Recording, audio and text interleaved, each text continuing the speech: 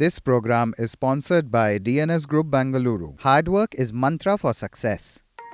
DNS Polyfab private limited के व्यापार की शुरुआत 2003 में श्री मुरली मनोहर सराफ के मार्गदर्शन में हुई थी। DNS Polyfab yarn, fabric, printing, processing और फ्लेक्सिबल पैकेजिंग आदि विविध उत्पादों में काम करता है। 3 दशकों से अधिक के अनुभव के साथ डीएनएस पॉलीफैब पैकेजिंग में एक महत्वपूर्ण कड़ी के रूप में खड़ा है। कंपनी व्यापार की तुलना में संबंधों को अधिक महत्व देती है। इसकी मुख्य खासियत ग्राहकों की संतुष्टि है। कंपनी 1 लाख टन की मासिक आपूर्ति के साथ वैश्विक स्तर पर विभिन्न प्रकार की पीपी बैग की आपूर्ति में महत्वपूर्ण योगदान दे रही है।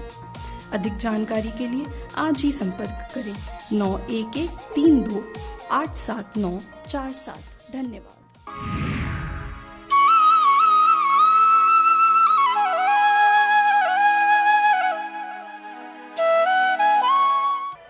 जय श्री कृष्णा। हमारे हनुमान।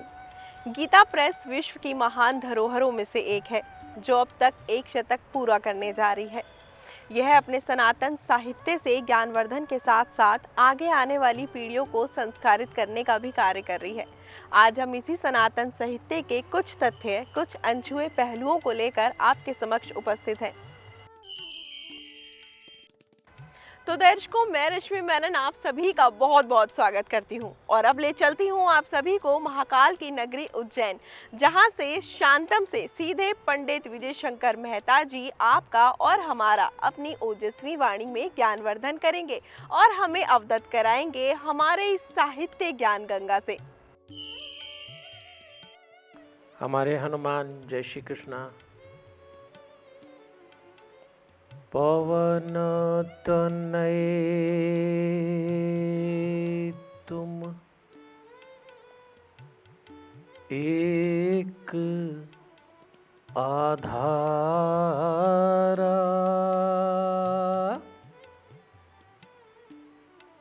कथा कहूँ मैं मति अनुसारा।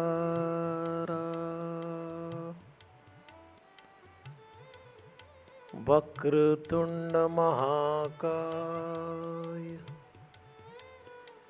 सूर्यकोटि समप्रभ, निर्विघ्नं कुरु मे देव, शुभकार्येषु शुभ सर्वदा।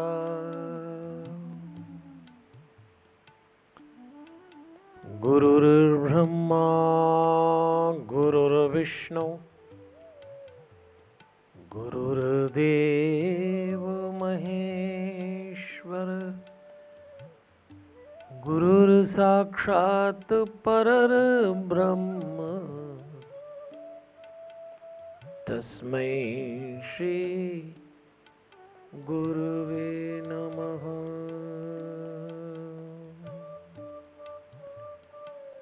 परमपिता परमेश्वर की बड़ी अनुग्रह भरी दृष्टि है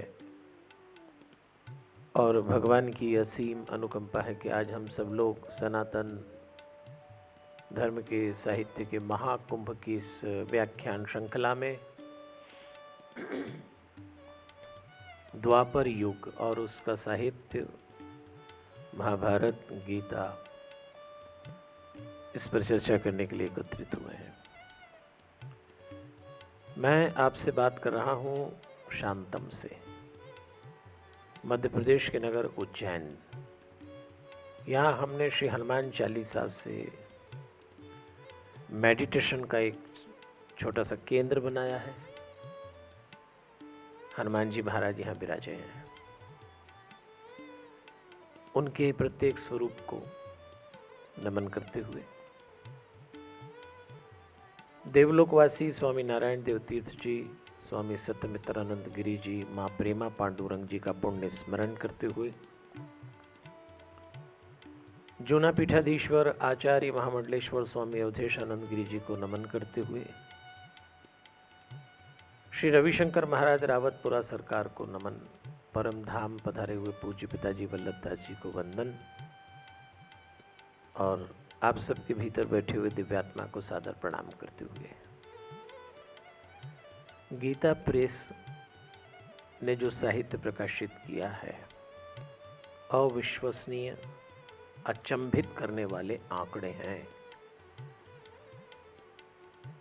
2023 वर्ष में अप्रैल माह में 100 वर्ष पूरे हो जाएंगे इस अभियान को। और इस अभियान में जो सबसे बड़ी हमारी उपलब्धि है, एक ऐसा साहित्य हमको उपलब्ध हुआ जो मानवता के लिए बड़ा उपयोगी है, तब भी, आज भी और आगे भी। तो हम अपनी युवा पीढ़ी को उस साहित्य से परिचित कराना चाहते हैं। विशाल साहित्य है तो 4 भागों में बांटा। हर बार मैं आपको याद दिलाता हूँ, सतयुग, त्रेता, द्वापर, कलयुग। सतयुग के साहित्य में हम श्रीमद् भागवत महापुराण के आधार पर चर्चा कर रहे हैं। त्रेता में रामकथा के माध्यम से। आज द्वापर का अवसर है और इसमें हमने गीता और महाभारत को जोड़कर चिंतन का विचार किया है। अगले शनिवार जब हम मिलेंगे तो वो होगा कलयुग, पंचदेव। मैं प्रति श्रृंखला में हर एपिसोड में आरंभ में संक्षिप्त परिचय इसीलिए देता हूं कि आप जुड़ सकें, आप समझ सकें, आपको याद आ जाए। तो आज हमारा विषय है गीता और महाभारत। तो आप सबके मन में ये विचार आ रहा होगा कि गीता और महाभारत को एक साथ क्यों चिंतन में लिया गया। हमारे देश में साधु संतों की बड़ी दिव्य परंपरा है। मैं उस पूरी परंपरा को प्रणाम करते हुए उनसे अनुमति लेकर ये विचार आपके सामने रख रहा हूं।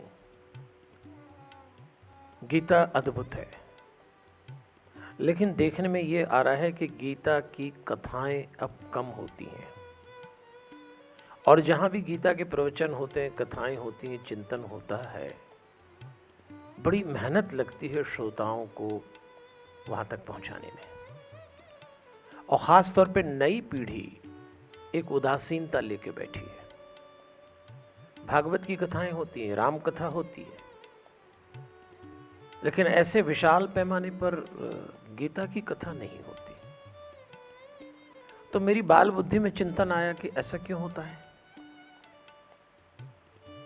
दृश्य का अभाव। गीता में एक ही दृश्य है, आरंभ का, जिसमें अर्जुन ने युद्ध के लिए मना कर दिया। और फिर विचार है, सिद्धांत है, और सिद्धांत भी भाषा संस्कृत, बाती गहरी, तो लोगों को थोड़ा संकोच होता है। रामकथा में दृश्य है, भागवत में दृश्य है। तो मैंने विचार किया, आप सहमत होंगे मेरी बात से, 18 अध्याय की गीता, 18 दिन का महाभारत का युद्ध। और महाभारत के ठीक पहले गीता का जन्म हुआ। जिस अध्याय में भगवान जिस सिद्धांत को प्रतिपादित कर रहे हैं, लगभग वैसे ही दृश्य उस दिन के युद्ध में हो रहे हैं। तो सिद्धांत को समझाना हो तो दृष्टांत बता दिया जाए, थोड़ा आसान हो जाता है। अब आप जरा देखें कि ये जो संवाद हुआ था भगवान कृष्ण और अर्जुन के बीच, 45 मिनट का है। विद्वानों को कहना है कि सुबह 8 से 9 के बीच में घटी होगी गीता। तो देखिए, हम विचार ये करें कि अगर गीता को 3 भाग में बांट दें, 18 अध्याय हैं, पहले 6 अध्याय कर्म योग के, यानी हमारी प्रोफेशनल लाइफ, और रजोगुण, 3 ही गुण होते हैं। तो अब हम जो चर्चा करेंगे उसमें ये थोड़ा दिमाग में रख लीजिए कि 3 गुणों से संचालित हमारा जीवन है, रजोगुण, तमोगुण, सतोगुण। क्रम बदलते रहे पर अभी हमारा क्रम ये रहेगा। अब 18 अध्याय हैं, तो पहले 6 अध्याय कर्मयोग के, दूसरे बीच के 6 अध्याय भक्ति योग यानी तमोगुण, और तीसरे क्रम में जो 6 अध्याय हैं वो ज्ञान योग के हैं, सतोगुण। अच्छा, जो पहले 3 हरिओम, पहले 6 अध्याय होंगे रजोगुण जिसमें प्रधान है, वो कर्म योग यानी हमारी प्रोफेशनल लाइफ, हमारा जो व्यावसायिक जीवन है। अगर आप अपने व्यावसायिक जीवन के उत्तर ढूंढना चाहें तो पहले 6 अध्याय से गुजरिए। अब मैं आपको लेकर चलूंगा, पर साथ में पहले 6 दिन के युद्ध भी, पहले जो 6 दिन के युद्ध हुए होंगे। और आपको याद हो कि जब हम बीच के 6 अध्याय लेंगे, भक्ति योग यानी हमारी फैमिली लाइफ और तमोगुण, और जो आखिरी के 6 अध्याय हैं वो ज्ञान योग यानी हमारी पर्सनल लाइफ यानी सतोगुण।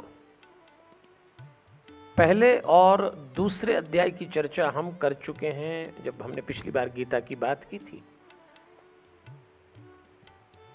अभी ये निवेदन मैंने आपसे इसलिए किया कि आपको पुनः स्पष्ट हो जाए कि हमारी यात्रा अध्याय और दिन मिलजुल कर चलने वाली है। पहले अध्याय में भगवान ने जो भी श्लोक बोले, जो सिद्धांत दिया, जो बातचीत आई, ग्रंथकार ने हमको दी, भगवान तो दूसरे से बोले। पहला अध्याय हमें एक संकेत करता है, परिश्रम।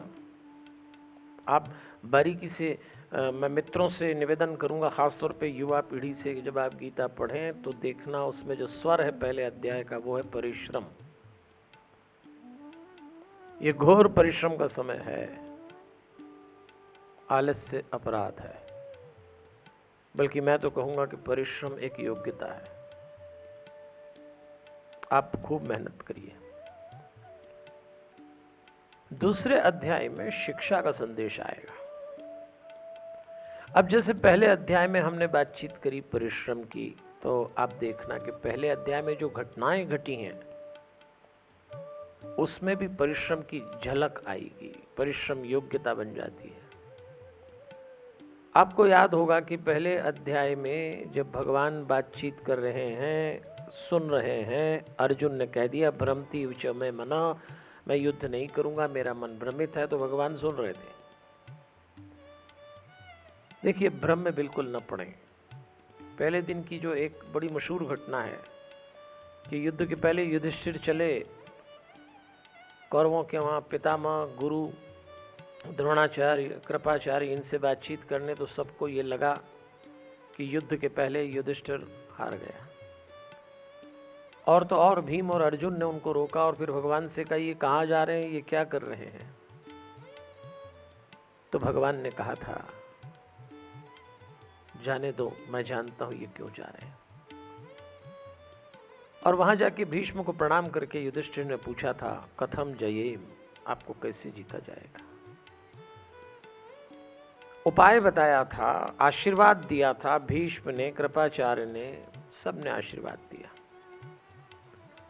द्रोण ने तो ये तक कह दिया था युधिष्ठिर को कि यतो धर्मस् ततः कृष्णो, यतः कृष्ण ततो जय। जहां धर्म है वहां कृष्ण है, जहां कृष्ण है वहां विजय है, तुम विजयी होंगे। अब बताइए आप, युधिष्ठिर की तैयारी को ठीक से देख नहीं होने के कारण, जीवन को सतह से देखने के कारण भ्रम पैदा हो जाता है। और लौट के आए, पहले दिन का युद्ध हुआ तो आक्रमण पांडवों ने किया था और भगवान ने पांडवों का हर्ष बढ़ाया था कि तुमने बहुत अच्छा काम किया। इसी प्रकार दूसरे अध्याय में हम बात कर रहे हैं शिक्षा की।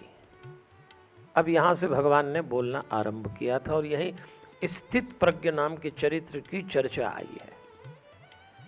तो देखिए, पहले में हमने परिश्रम को समझा, दूसरे अध्याय में शिक्षा का बड़ा महत्व है। ये पढ़ने लिखने का योग्य है, पर कौन सी शिक्षा? परफेक्ट ट्रैंक्विलिटी ऑफ माइंड, स्थित प्रज्ञ, प्रज्ञा जिसकी स्थिर और स्टेबल माइंड, बुद्धि परिष्कृत हो जाए तो प्रज्ञा में बदल जाती है। यहां अभी इसकी बात की जा रही है। और यदि आप ध्यान दें तो दूसरे दिन के युद्ध में क्या घटा था? युधिष्ठिर आरंभ में ही उदास हो गए थे, और ऐसा पराक्रम जब अर्जुन ने दिखाया तो भीष्म और द्रोण आपस में एक दूसरे को देख के मुस्कुराए और अर्जुन की प्रशंसा हुई थी। ये तक कहा था कि अर्जुन ठीक वही कर रहा है जो उसको करना चाहिए। तब भीष्म ने कहा था, मैंने पहले ही दुर्योधन को चेताया था, पांडव सरल नहीं पड़ेंगे। देखिए, जीवन एक युद्ध है। इसमें शिक्षा आपकी एक दृष्टि खोलती, आपको एक विजन देती है। आंखों को मूंद लेने से खतरा न जाएगा, वो देखना पड़ेगा जो देखा न जाएगा। वसीम बरेलवी कहते हैं, पैमाना भर चला है मोहब्बत के सब्र का, झूठी तसल्लियों से संभाला न जाएगा। अब जो माहौल है और उस समय भी था, वही हमारे भीतर घट रहा है। तो मित्रों, पहली बात परिश्रम की हुई, फिर शिक्षा की हुई। अब हम प्रवेश कर रहे हैं तीसरे अध्याय में गीता के, और तीसरे अध्याय में हम देखेंगे दबाव क्या होता है। प्रेशर जिसको कहते हैं। आजकल बहुत दबाव है, किसी को भी कोई काम कर लो, और ख़ासतौर पर प्रोफेशनल लाइफ में तो किसी को टारगेट का दबाव, किसी को जॉब चेंज का दबाव, और बहुत सारी चीज़ें हैं। तो बात चल रही है कर्म योग की, प्रोफेशनल लाइफ की, रजोगुण की, और अब हम चलते हैं तीसरे अध्याय में। जब आप गीता का तीसरा अध्याय पढ़ते हैं, 43 श्लोक हैं उसमें एक मैसेज आया, कर्म ही मार्ग है। बड़ी प्यारी बात है, कर्म ही मार्ग है। तो अर्जुन कहता है, भगवान जब ज्ञान ही कर्म है, कर्म ही ज्ञान है, तो आप फिर इतनी सारी बात करके मुझको भ्रम में क्यों डालते हैं? क्योंकि जब भगवान अर्जुन को समझा रहे थे तो सुनते सुनते अर्जुन ने कहा, कभी ये बात बोल रहे हैं, कभी वो बात बोल रहे हैं। एक बात बोलिए ना, एकम निश्चित्य वद। एक बात बोलिए महाराज, निश्चित बात बोलिए, डेफिनेट कंक्लूजन निकालिए। तो भगवान ने एक शब्द दिया, निष्काम कर्म। अब देखिए आप, ये नया शब्द आया है, निष्काम कर्म। और ये हमारी गीता का बड़ा प्यारा शब्द है, निष्काम कर्म। मिलेगा आपको, आपके हिस्से का कोई रोक नहीं सकता। निष्काम कर्म की बात हम कई बार कर चुके हैं कि जिसमें कर्ता के बोध का अभाव हो, जिस कर्म में मैं की उद्घोषणा कम हो, मैंने किया ये हल्ला न हो, उसको निष्काम कर्म कहते हैं। तो भगवान कहते हैं, अर्जुन संसार कर्मों का यज्ञ है। अब भगवान ने कर्म को यज्ञ बताया। लोक संग्रह होगा, संसार में रहोगे तो ये मिले वो मिले सब होगा, लेकिन निष्कामता बनाए रखना। वरना जो काम में, वासनाओं में डूब जाएंगे, जो इंद्रियों का संयम नहीं रखेंगे, वो अज्ञानी माने जाएंगे। और यहां गीता ने एक संकेत दिया है, और वो संकेत ये है कि बुद्धि से मन का संचालन हो। आत्मानम आत्मना जहि शत्रुम महाबाहो काम रूपम दुरासदम। बुद्धि से नियंत्रित करो मन को। ये मन शत्रु बन जाता है जब काम, वासनाओं का आवेग उछालता है। अर्जुन, काम रूप दुर्जय, इसको जीतो।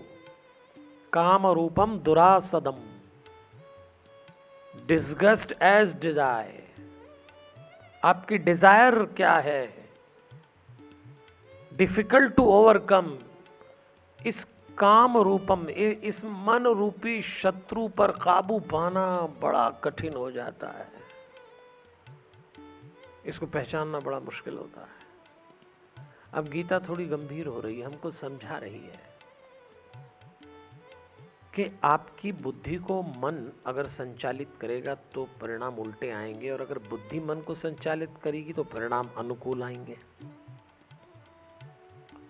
हवस और क्रोध, लस्ट जिसको कहते हैं ना, एंगर, भगवान कहते हैं ये मनुष्यों से गलत काम करवाते हैं और हमारी वासनाओं का, हमारी हवस का, हमारे क्रोध का हमारे ऊपर बहुत दबाव बनता है। अगर आपको याद हो तो मैंने कहा था तीसरे अध्याय में हम दबाव का मैसेज ले रहे हैं। कर्म ही यज्ञ है, पर कर्म का दबाव नहीं आना चाहिए हमारे ऊपर। काम तो करना है, पर इतना प्रेशर क्यों है? कई लोगों को देखिए, अभी ये करना है तो दिक्कत, अभी वो करना है तो दिक्कत। तो भगवान कहते हैं क्यों होता है ऐसा? क्योंकि मन हावी हो जाता है और मन में वासनाएं हैं, क्रोध है, हवस है और उससे संचालित कर्म है, तब है प्रेशर। पर यदि आप निष्काम कर्म करें, मैं कर रहा हूं कोई और करा रहा है, तब आप प्रेशर से मुक्त हो जाएंगे। तो दबाव न रखें अपने ऊपर। तीसरे अध्याय की बात चल रही है, क्योंकि यही दबाव तनाव में बदल जाएगा यदि आपने इसको समय रहते कंट्रोल नहीं किया। अब आइए जरा तीसरे दिन के युद्ध में चलते हैं। प्रेशर किसको कहते हैं? जो भगवान कह रहे हैं, इस सब का परिणाम क्या आता है? रचना कौरव भी कर चुके थे अपनी सेना की, पांडव भी कर चुके थे। और तीसरा दिन का जब युद्ध आरंभ हुआ तो पांडवों का पराक्रम देखकर कौरव सेना में भगदड़ मच गई। अभिमन्यु, सात्यकी आमने सामने कौरवों के। भीम ने ऐसा प्रहार किया कि दुर्योधन एक बार मूर्छित हो गया, सेना लौटाना पड़ी। दुर्योधन और भीष्म की बातचीत होती है, आवाजें सुनाई दे रही, खड़े रहो, खड़े रहो, खड़ा हूं, खड़ा हूं। दुर्योधन ने भीष्म से कहा कि पितामह, मैं आपसे एक निवेदन कर रहा हूं। मुझे ऐसा लग रहा है कि आप हमारी ओर से युद्ध नहीं लड़ रहे, खड़े तो हमारे पक्ष में हैं, पर आप समर्थन कर रहे हैं पांडवों का, ऐसा मुझे लगता है। सीधे आरोप जड़ा। अब भीष्म को भी गुस्सा आई और चारों तरफ आवाज सुनाई दे रही, बींध डालो, प्रहार करो, स्थिर रहो। ऐसा पराक्रम हुआ भीष्म का, पांडव सेना भागी। भीष्म का पराक्रम देखकर एक बार तो कृष्ण को लगा कि आज युद्ध यहीं समाप्त हो जाएगा, पांडव हार जाएंगे अगर भीष्म को नहीं रोका।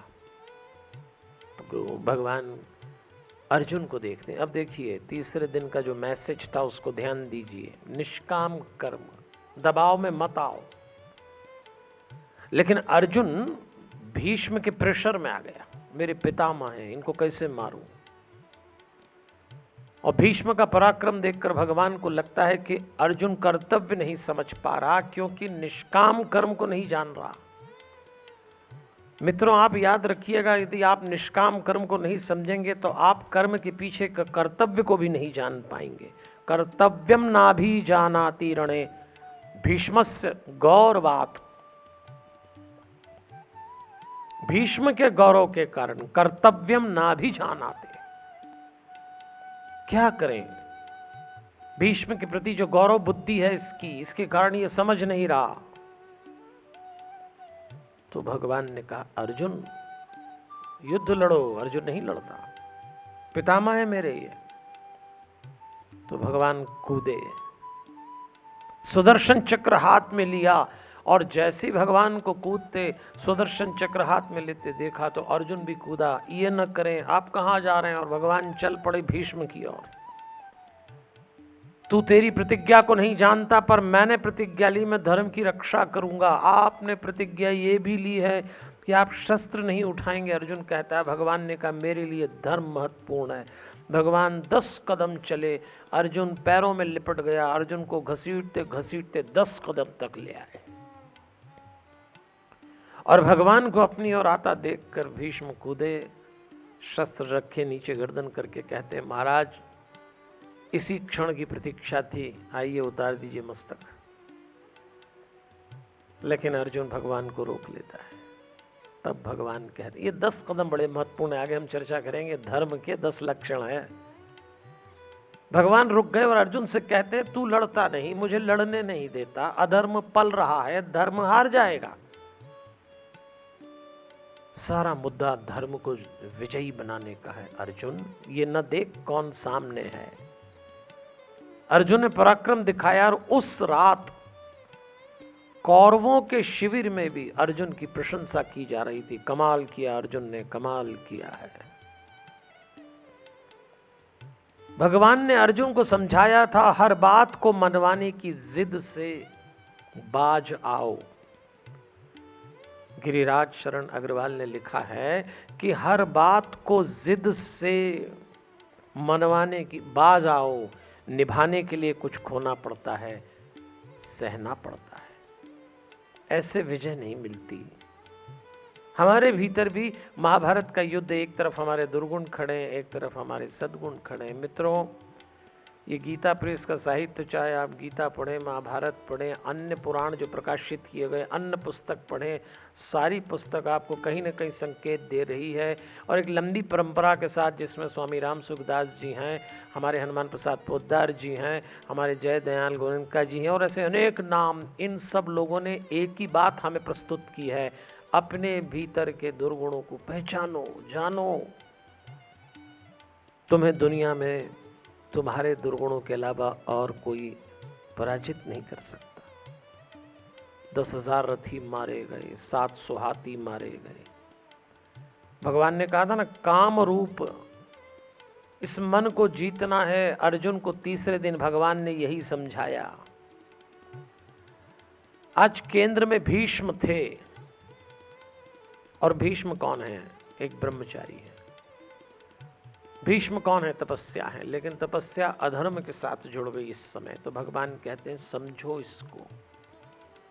बहुत अच्छे से भगवान समझाते हैं, और यही भगवान हमको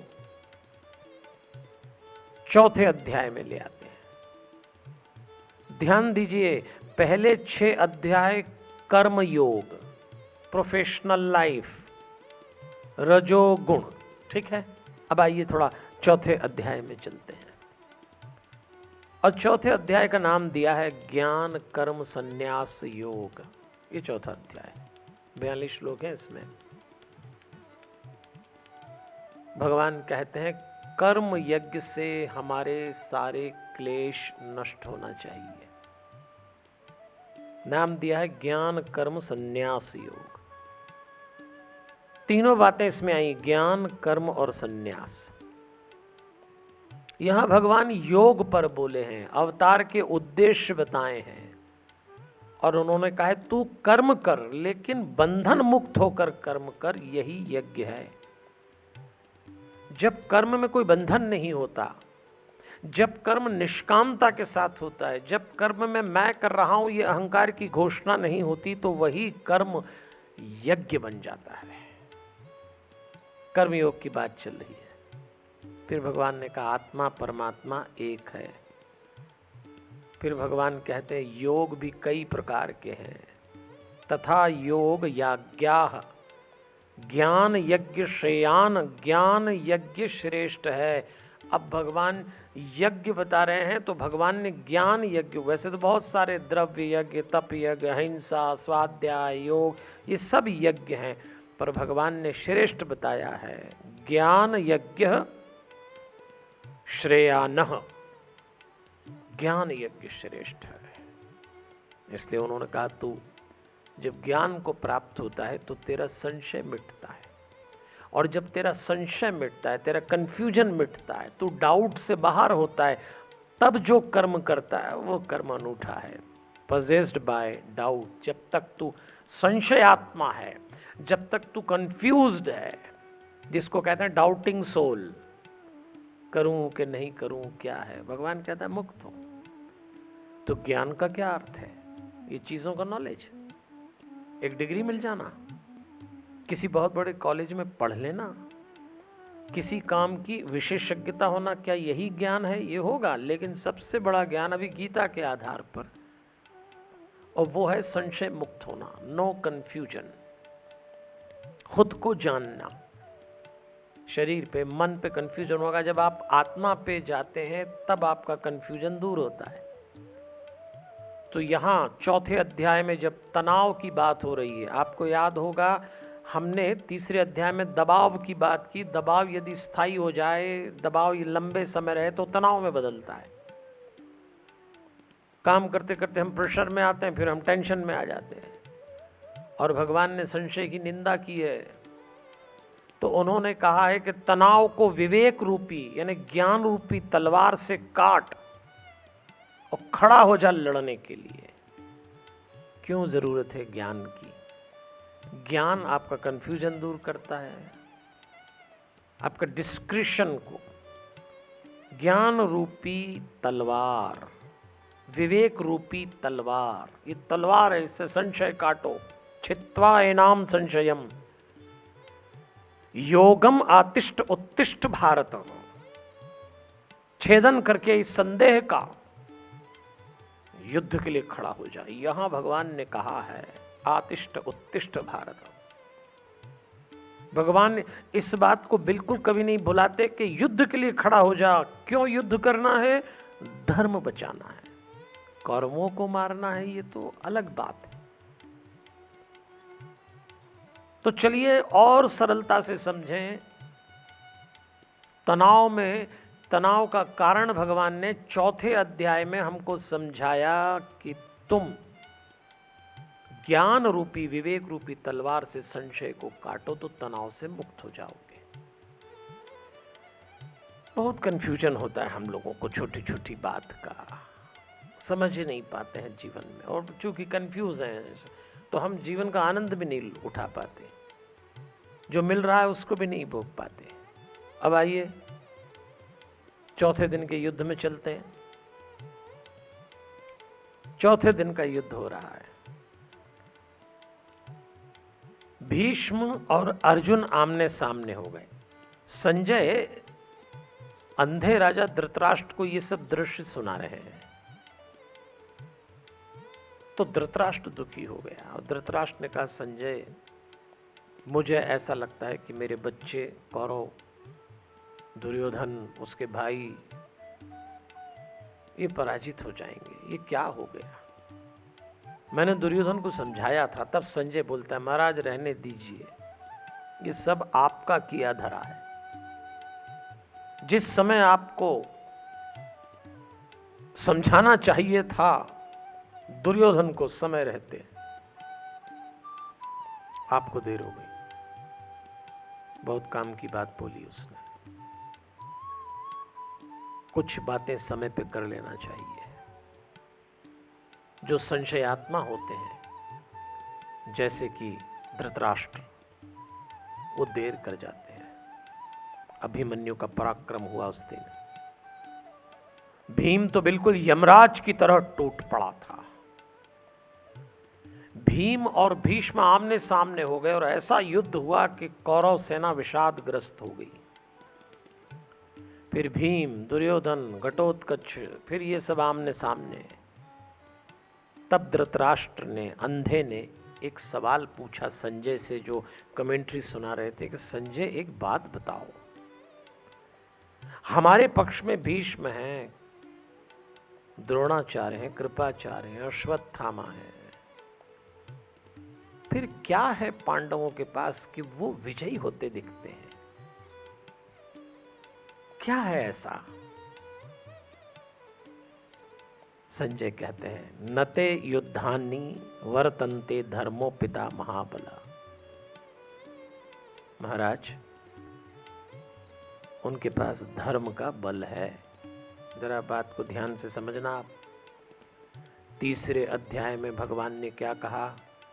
ज्ञान यज्ञ श्रेयान। धर्म का बल इसी को कहें। सही समय पे जीवन में ज्ञान से जुड़िए। असली ज्ञान वही है जो आपको आपका होना बताए।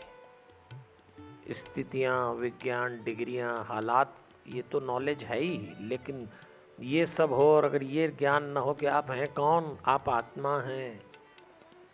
जब आप आत्मा पर टिकते हैं तब आप संशय से मुक्त होते हैं, वासनाओं से मुक्त होते हैं। तो पांडव क्यों विजयी हैं, सद्गुण क्यों विजयी हो रहे हैं? उनको पास धर्म का बल है। ठीक उसी समय दुर्योधन ने भी भीष्म से पूछा, पितामह आपके होते हुए हम पीछे क्यों हटते हैं, आपके होते हुए पांडव आगे क्यों बढ़ जाते हैं? तब भीष्म कहते हैं, ये नर और नारायण का अवतार है। कृष्ण और अर्जुन को तुम सामान्य मत समझो। गंधमादन पर्वत पर नर नारायण ये अवतार हुआ दो, तो कृष्ण साक्षात और अर्जुन साक्षात नर और नारायण बन के आए हैं। अब जरा इसको यूं समझें कि हमारे भीतर हमारे जो सद्गुण है, यानी पांडव पक्ष जो है, वो अवतार से जरूर जुड़ा रहे। वो परमात्मा का जो अवतार आपको ठीक लगता हो, लेकिन आप उस अवतार से जरूर जुड़े रहें। तो चौथे दिन के युद्ध में एक बात हमको समझाई गई और वो प्रश्न पूछा था कि ये क्यों विजयी होते हैं, तो उत्तर मिला धर्म का बल, उत्तर मिला अवतार का इनके साथ होना। ये चौथे दिन का महाभारत का युद्ध है। और चौथे दिन भगवान ने हरिओम चौथे अध्याय में भगवान ने कहा कि कर्म जब बंधन से मुक्त होता है तो यज्ञ बन जाता है, और ज्ञान यज्ञ शयान, जीवन में ज्ञान यज्ञ करिए। और अब हम प्रवेश कर रहे हैं 5वें अध्याय में। देवियों और सज्जनों, 5वां अध्याय हम थोड़ा स्वास्थ्य की दृष्टि से देखेंगे। यहां भगवान कह रहे हैं कर्म संन्यास योग। वो कहते हैं कर्म संन्यास से कर्म योग श्रेष्ठ है। अब ये देखिए आप, संन्यास से कर्म श्रेष्ठ है। जरूरी नहीं है कि आप संन्यास ले लें, संसार छोड़ के किसी आश्रम में हिमालय की चोटी पे चले जाएं, वो आपका आवरण संन्यास होगा। लेकिन भगवान कहते हैं अगर आप कर्म ही ऐसा करें जो बंधन से मुक्त हो, जो निष्काम कर्म हो, तो वो संन्यास से भी ज्यादा बेहतर है। तो अर्जुन ने कहा, आप बताइए मेरे लिए क्या ठीक है? अब तो ये अब कभी आप कहते हैं ये ठीक है, ये ठीक है, तो आप मुझे फोकस करके बता दें। बातें अर्जुन बड़ी प्यारी करता था। तो 5वें अध्याय में पूछ रहा है मेरे लिए क्या ठीक है, ये बताइए। सन्यास भी श्रेष्ठ स्थिति सामने देखिए। भीष्म एक सन्यासी ही थे भीष्म। तो उन्होंने कहा कर्तापन का त्याग, फलासक्ति का त्याग, अगर ये दो चीजें हो जाएं तो कर्मयोग सन्यास से भी भारी पड़ता है। दो बातें बताई भगवान ने। कर्तापन का त्याग, भाई सन्यास का अर्थ ही है yoga of knowledge, path of knowledge. लेकिन यदि इसमें कर्तापन का त्याग न हो, फलासक्ति का त्याग न हो, फलासक्ति बोला, फल का नहीं, फलासक्ति। फल तो मिलेगा ही आपको, कर्म करेंगे, लेकिन चूंकि हम कर्म से अधिक फल की आसक्ति में टिक जाते हैं, ये तो मिलेगा ही सही, यही मिलना है इसीलिए तो कर रहे हैं, उसको आसक्ति कहते हैं। तो भगवान कहते हैं मैं उन लोगों की प्रशंसा करता हूं जो कर्तापन का त्याग करते हैं, जो फलासक्ति का त्याग करते हैं। तो हमें चाहिए कि भगवान ने गीता के 5वें अध्याय में कहा मैं उन लोगों की प्रशंसा करता हूं, तो हम भगवान की प्रशंसा के पात्र बने। हम कुछ ऐसे काम करें कि भगवान हमारी प्रशंसा करें। और इसी अध्याय में आगे भगवान कहते हैं काम क्रोध के वेग को जो सहन करे वो योगी है, वो सुखी है।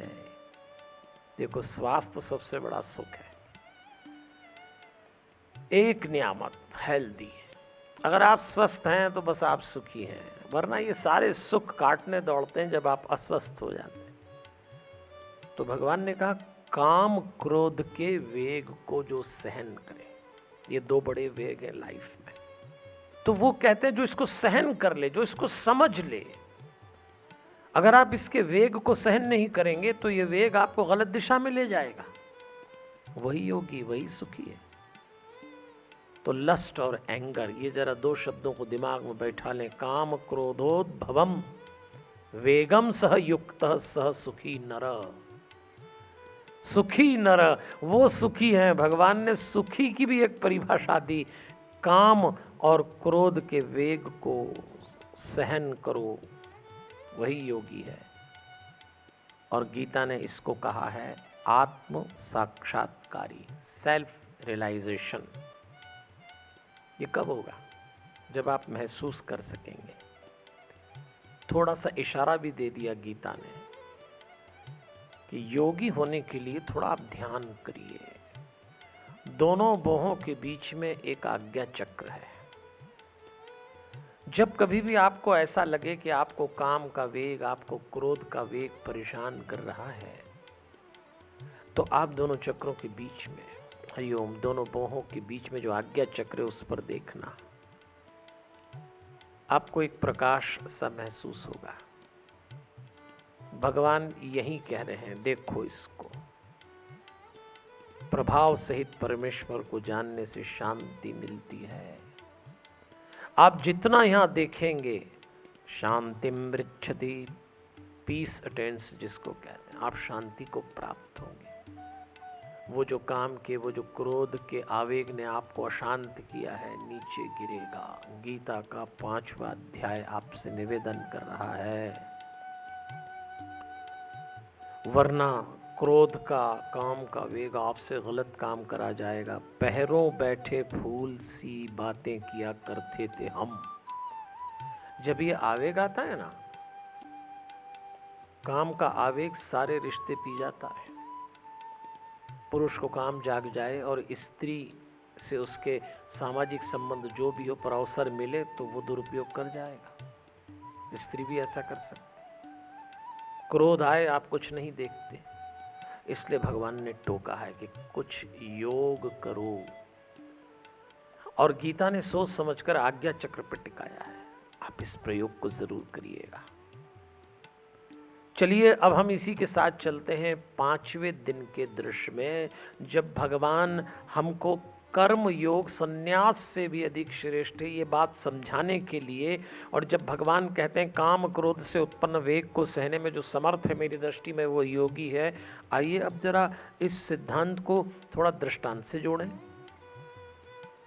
5वें दिन के महाभारत के युद्ध में प्रवेश करें। भीष्म ने पूरा एक चक्रव्यूह बनाया था। पांडवों ने भी अपनी सेना खड़ी।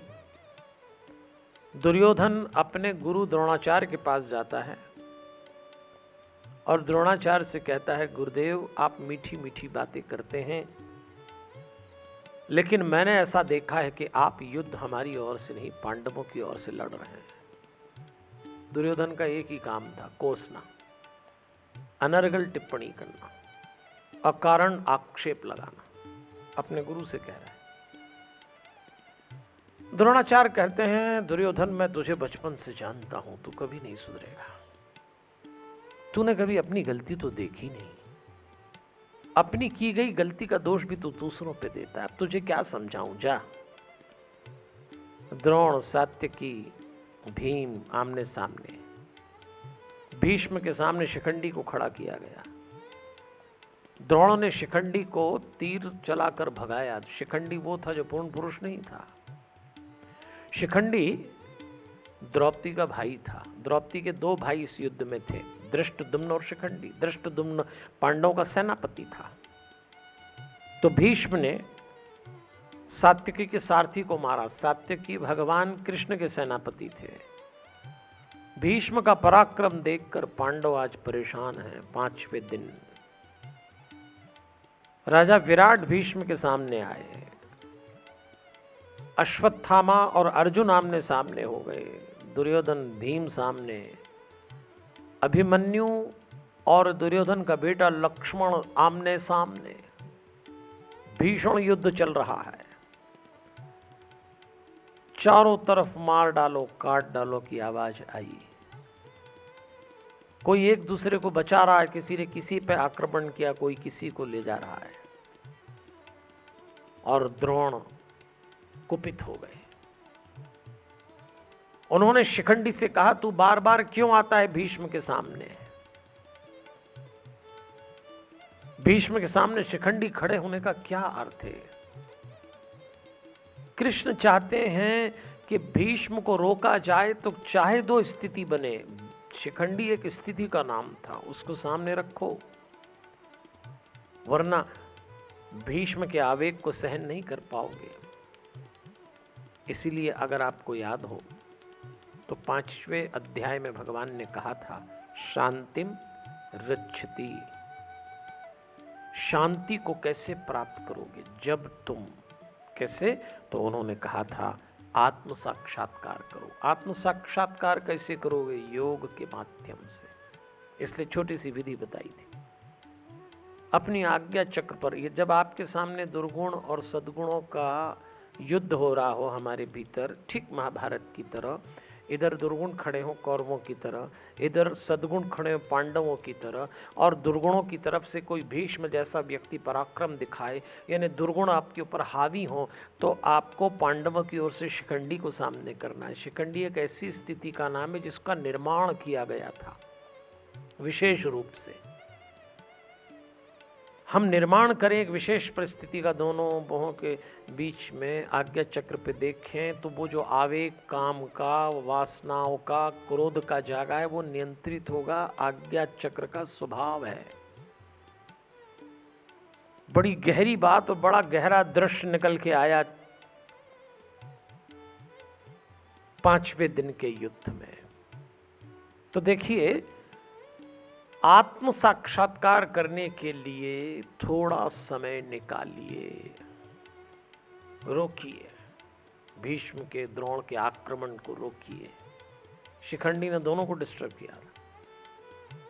दोनों पराक्रमी, हमारे कुछ दुर्गुण इतने पराक्रमी होते हैं कि वो लगातार आक्रमण करते हैं और हमारा कंट्रोल चला जाता है और हम गलत काम कर जाते हैं। इसलिए हमको विचार करना पड़ेगा। और पढ़े लिखे लोगों के साथ तो उनका मन इतने तर्क देता है उनको कि सब ठीक हो जाएगा, सब ठीक हो जाएगा। तो आदमी सोचता है ठीक हो जाएगा तो क्या दिक्कत है? मन ही तो समझाता है, देखो कोई देख नहीं रहा, कर डालो बुरा काम, क्या प्रमाण होगा, कर डालो, थोड़ी सी मौज मस्ती ही तो है। भोग विलास को मौज मस्ती का नाम देना मन का तो काम है। तो चलिए धीरे धीरे हम समझते चल रहे हैं। परिश्रम, शिक्षा, दबाव, तनाव, स्वास्थ्य, और आइए पहले 6 अध्याय की बात कर रहे हैं ना, तो आज 6वें अध्याय पे समाप्त करेंगे। और मैंने आपको याद दिलाया कि पहले 6 अध्याय गीता के कर्म योग के हैं, प्रोफेशनल लाइफ, रजोगुण। मैं बीच में इसीलिए दोहराता हूं कि आपके दिमाग में बात ठीक से बैठ जाए। मैं तो बहुत छोटा सा विद्यार्थी हूं, बड़े बड़े विद्वान हमारे देश में, महात्मा संत इतने अच्छे ढंग से गीता की व्याख्या करते हैं, उनके मुकाबले तो मैं बहुत ही छोटा सा हूं। पर सीमित अवसर में आपके जीवन में आज विचार काम आए, इसलिए इस ढंग से प्रस्तुत कर रहा हूं, स्वीकारिएगा। तो भगवान अब आरंभ कर रहे हैं 6वें अध्याय में, और वो कहते हैं तू तो योगी हो जा। तो योगी होने का सबसे बड़ा फायदा क्या? तो भगवान कहते हैं अपना उद्धार स्वयं कर सकेगा। निष्काम कर्मयोगी की फिर भगवान ने प्रशंसा की और एक शब्द दिया, योगारूढ़, who does his duty without expecting the fruit of actions, वो है योगी। आत्म संयम योग, भगवान कहते हैं मेडिटेशन कर, थोड़ा सा टाइम योग के लिए निकाल, मन को एकाग्र कर। 7वें अध्याय में भगवान अब और स्पष्ट कर रहे हैं, मन को एकाग्र कर। मनः एकाग्रम कृत्वा योगम युञ्जात। अंतःकरण की शुद्धि के लिए योग का अभ्यास करें, क्योंकि अर्जुन ने पूछा कि मन को नियंत्रित कैसे करें, तो योगम युञ्जात। युञ्जात का अर्थ होता है अभ्यास, प्रैक्टिस। कैसी प्रैक्टिस? संतुलन की, न अधिक खाना न अधिक सोना, युक्त चेष्टस्य, यथा योग्य चेष्टा, मतलब संतुलन, बैलेंस। जीवन अति का नहीं, जीवन बैलेंस का नाम है। इसलिए बैलेंस करिए लाइफ को। अर्जुन ने एक प्रश्न पूछा और बिल्कुल ऐसा लगता है जैसे हमारी ओर से पूछा गया प्रश्न है। अर्जुन ने प्रश्न पूछा, महाराज ये मन बहुत चंचल है। मनः चंचलम प्रमाभी दृढ़म बलवत। चंचलम यानी अनस्टडी, दृढ़म यानी टेनेसियस, बहुत दृढ़, प्रभामी टर्बुलेंट, बलवत पावरफुल। अब जरा आप अपने मन को अर्जुन के इन सवालों से जोड़ के देखिए।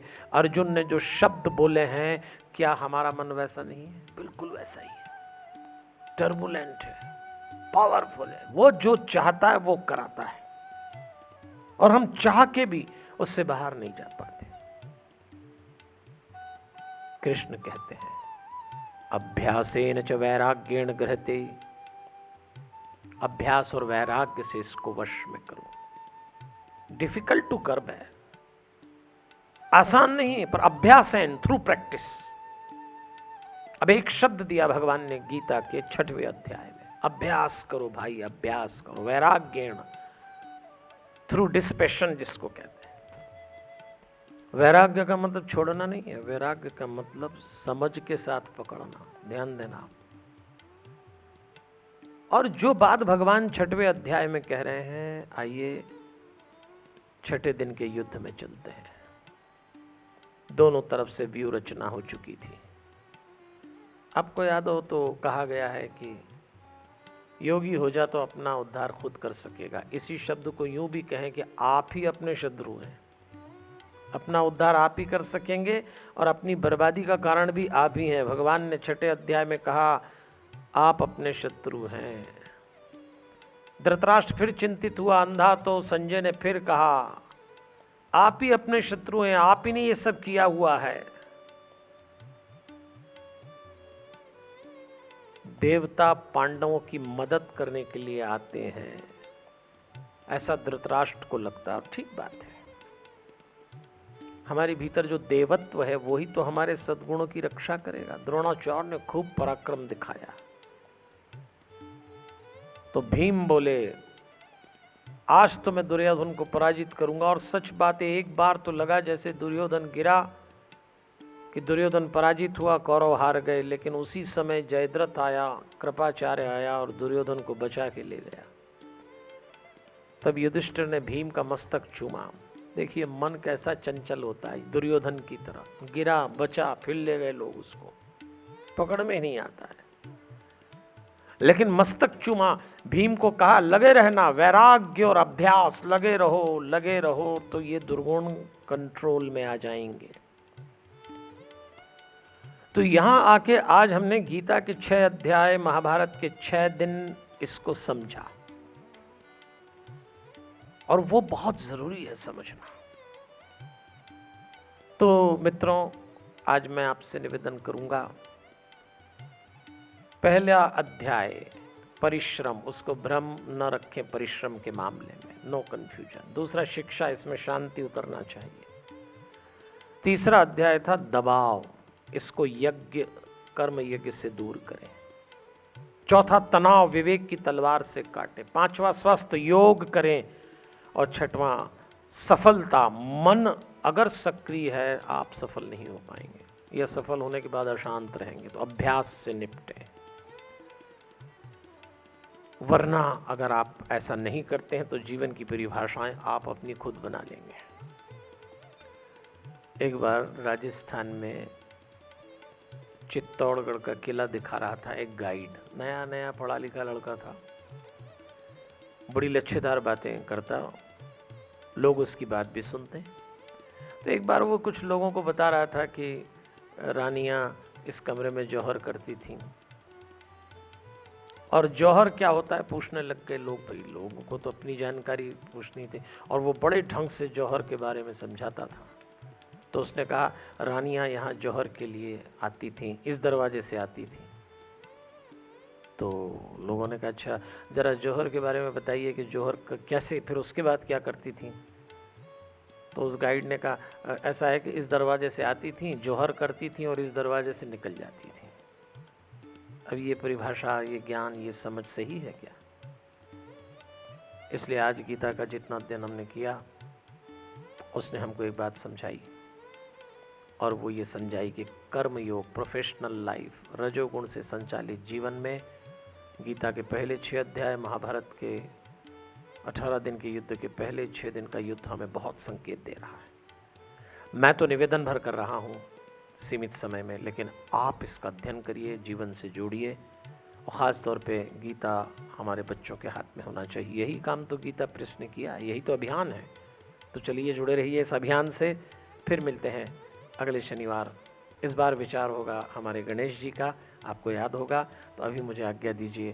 हमारे हनुमान, जय श्री कृष्णा। भगवान से निवेदन कर रहा हूँ, मेरे जीवन में जो जो भी सुख आए वो सब आपके जीवन में आए, और मेरे जीवन में जो जो भी दुख आए हैं वो एक भी आपके जीवन में ना आए। हमारे हनुमान, जय श्री कृष्णा। तो अभी आप शांतम से पंडित विजय शंकर मेहता जी के द्वारा प्रस्तुत ज्ञान गंगा में गोते लगा रहे थे। और जैसा कि आप सभी जानते हैं कि हर सप्ताह एक क्विज के द्वारा आपके ज्ञान को भी ना केवल परखा जाता है, बल्कि इसको निखारने का भी प्रयत्न किया जाता है। और हमारा ज्ञान रथ ऐप इसमें पूर्ण रूप से सहायक है। पिछले सप्ताह का प्रश्न था, राजा दशरथ की कितनी रानियां थीं? 2, 6, 5 या 3? सही जवाब है 3। ज्ञान रथ ऐप को देखने से पता चलता है कि पिछले सप्ताह के क्विज के विजेता है श्री इंद्रदेव उपाध्याय, जहूराबाद, गाजीपुर, उत्तर प्रदेश। श्री जयनारायण शर्मा जी, शेरगढ़, जोधपुर, राजस्थान। श्री अमृतांश मंडलोई, उज्जैन, मध्य प्रदेश। आप सभी को शुभकामनाओं के साथ बताते चले कि आपको आपका पुरस्कार जल्द ही मिल जाएगा।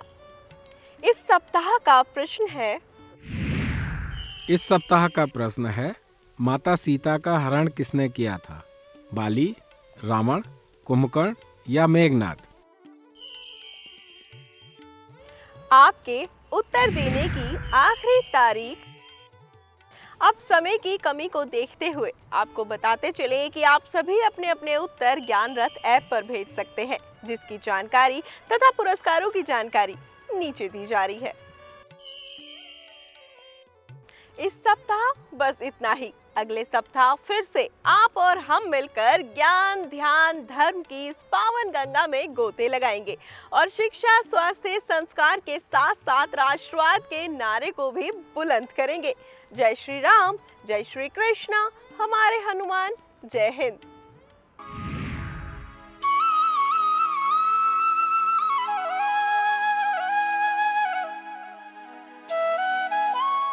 This program was sponsored by DNS Group Bangalore. Hard work is mantra for success. DNS Polyfab private limited के व्यापार की शुरुआत 2003 में श्री मुरली मनोहर सराफ के मार्गदर्शन में हुई थी। DNS Polyfab yarn, fabric, printing, processing और फ्लेक्सिबल पैकेजिंग आदि विविध उत्पादों में काम करता है। 3 दशकों से अधिक के अनुभव के साथ DNS पॉलीफैब पैकेजिंग में एक महत्वपूर्ण कड़ी के रूप में खड़ा है। कंपनी व्यापार की तुलना में संबंधों को अधिक महत्व देती है। इसकी मुख्य खासियत ग्राहकों की संतुष्टि है। कंपनी 1 लाख टन की मासिक आपूर्ति के साथ वैश्विक स्तर पर विभिन्न प्रकार की PP बैग की आपूर्ति में महत्वपूर्ण योगदान दे रही है। अधिक जानकारी के लिए आज ही संपर्क करें 9132 87947। धन्यवाद।